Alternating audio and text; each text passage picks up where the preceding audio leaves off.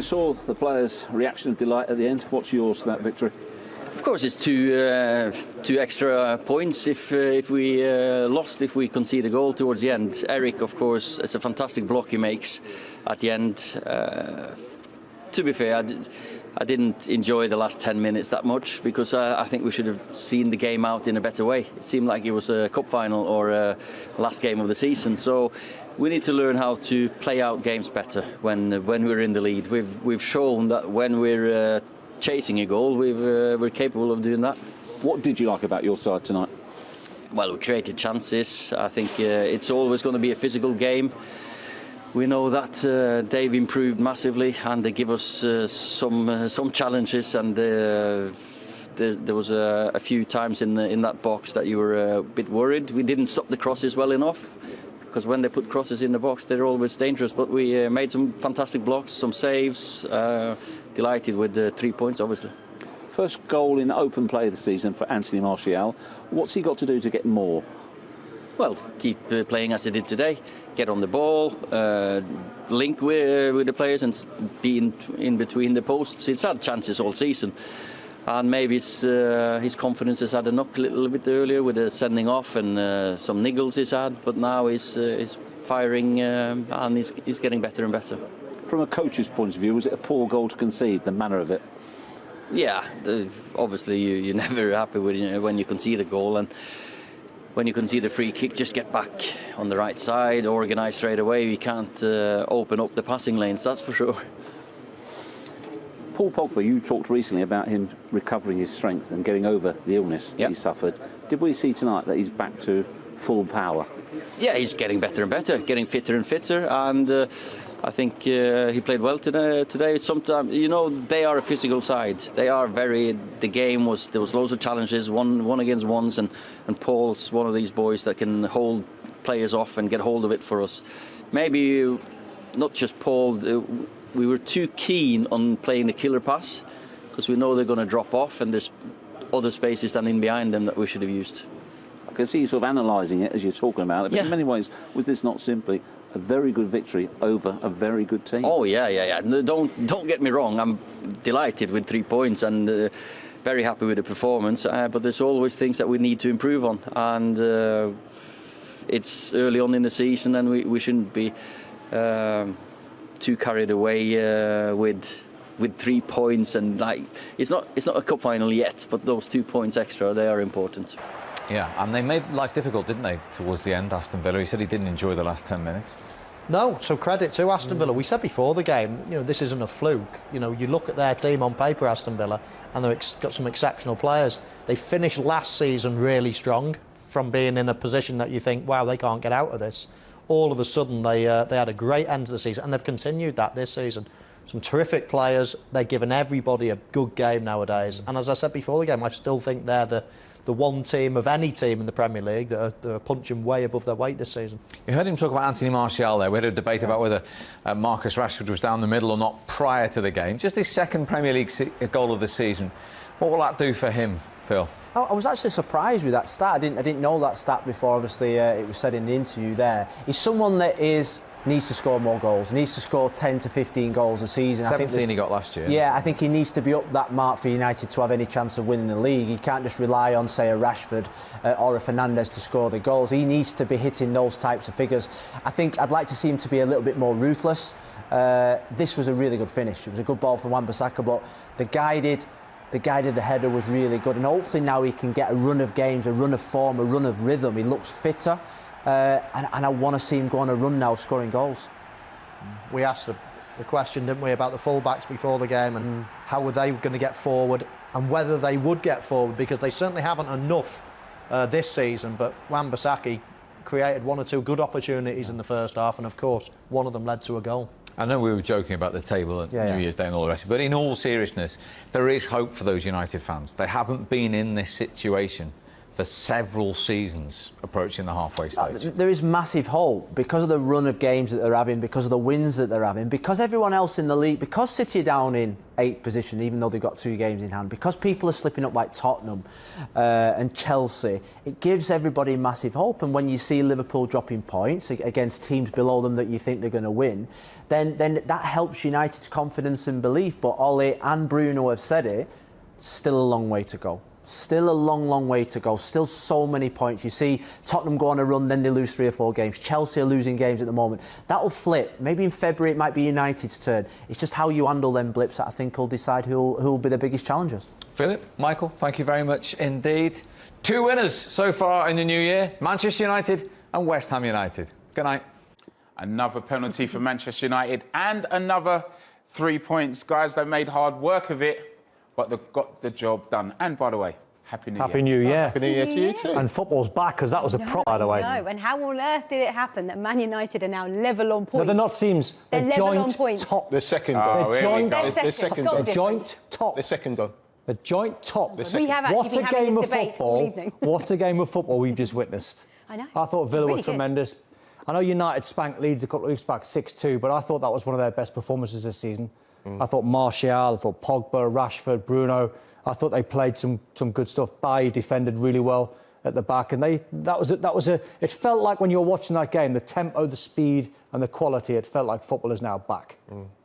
Leroy, everyone sort of, it seemed not too long ago, last year, that everyone was having a go at Manchester United. Their form, maybe slightly blinded by what has happened in Europe. They're joint top with the champions. Yeah, exactly. Oh, joint top, are they?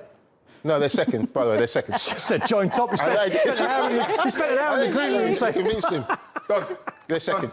Yeah, right, yeah. They're second. Do you know what? Everybody's saying he's proved everybody wrong. He hasn't. There's still a long way to go. And as we've seen, this is a very, very tight league. I mean, if Man United are joint second and West Ham are joint fifth, It's about 7 clubs joint fifth. Yeah, exactly, joint fifth. So, and that just shows how tight the league is. So, but look, the football was exhilarating. They beat Sheffield United and Leeds in great form. I thought this was their biggest test against Villa. I thought Villa played really well as well, by the way, and that's what made for a great game of football. This was a great game. Pogba starts it off, and Wan-Bissaka's. This was his best attacking performance. We all know how well he can defend, and it's nice to see Martial score a proper centre-forward goal. He's got to get in there.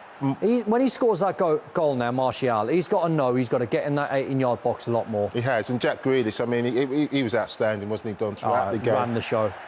Good finish as well to get 1-1. And then the game was in the balance because Villa really did dominate. The start of that. That's not a penalty. I don't think that was a penalty. Not a chance. Poor defending, his starting position. No, his starting position's poor, but it's not a penalty. Both of you agree with that, Leroy? I did. Look, you had to analyse that so deeply to see that he got a slight clip on his feet. Just a clip and there. for the referee to see that, I'd be really disappointed as a Villa fan to see that given as a penalty. But as soon as it was given, you knew that Bruno Fernandes was going to stick it away. I mean, look, he's been outstanding in 2020 and he started 2021 in terrific form. And this was a chance right at the death. Oh, they Penalty? came close. I tell you what, it's one of them in real time. I thought that was a penalty. Couldn't quite see it. It's one of them where you need a replay to try and be conclusive. But again, United march on, didn't they? Another 3 points on the board, and they're scaring Liverpool the way they're playing. Unbeaten in 10 games. And if we've just got to talk about Bruno Fernandes, because he's just so important to this Man United side. 30 Premier League games, 33 goal involvements. Yeah, it's incredible, isn't it? I think 17 goals. So it's like he's changed the. We always talked about Man United before Bruno Fernandes came there that Pogba didn't have anybody to play with. It's because he's so much better than everybody else. But Bruno Fernandes has gone in there, and all of a sudden everybody's improved around him. His attitude is terrific. It's not just those 33 goal involvements; it's what he's doing on the. See the name on the list there well. underneath him, Cantona. Wow! I sent out a tweet a couple of weeks back, chatting to a few Man United fans across the world, and I asked them the question: who's had the bigger impact on your club, Cantona or Bruno Fernandes? And a lot of the romantics went for Cantona, and rightly so, because he was a genius.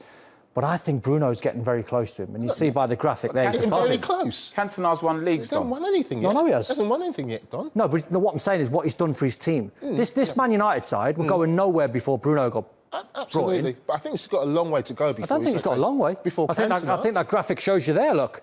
He hasn't got a long way. He's ahead of him. Stats there, but look at what Man United won, and when Cantona left, look at the legacy he left behind as well. We're talking about years, not just. This guy's been there 6, 7, 8 months. 11 months. 11 months he's been there. He's had this amount of impact. Yeah, but it's not. You can't give him 5 years at the football club the way he's going. So we've got 5 years to wait. Then that's what I'm saying. We've got 5 years to wait. Look, he's had a great initial impact. I think you're being harsh. No, I think he's been sensational. He's been 11 months. I mean, Don, he's been sensational. Don, you said you'd been harsh, but Manchester United, in Leroy's eyes, a second.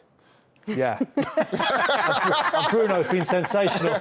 Well, do you know what? I'll tell you one thing. There is no doubt they have been consistent, but will they continue that consistency? If we look ahead to their next 6 games, there is one date in the diary that all Liverpool and Man United fans have locked in, and that is the 17th of January, where Liverpool are hosting Manchester United. What a game that's going to be. How significant do you think that will be in the title race, Don?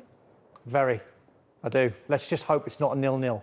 Because this fixture over the years... We always build it up. I know we build it because it's so big, and it's one of the biggest fixtures around the world, certainly in the Premier League. And the managers and the team certainly respect each other.